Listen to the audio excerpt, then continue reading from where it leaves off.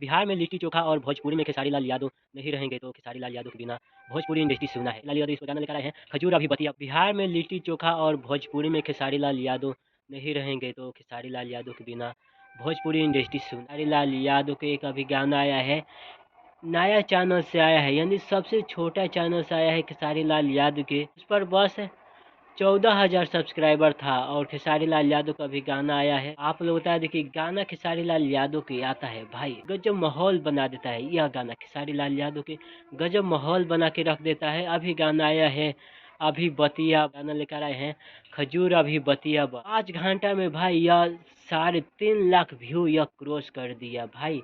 AB twin music से गाना अभी आया है, हिला के रख दिया है। 10 से 12 घंटा में 1 मिलियन पाका गारंटी के साथ मैं कहता हूँ कि यह गाना भाई ट्रेंड करेगा। यूट्यूब के म्यूजिक सेक्शन में यह गाना भाई ट्रेंड करेगा बहुत जल्द। खेसारी लाल यादव और शिल्पी राज के आवाज में वीडियो में काम किए हैं खेसारी लाल यादव के साथ डिम्पल सिंह।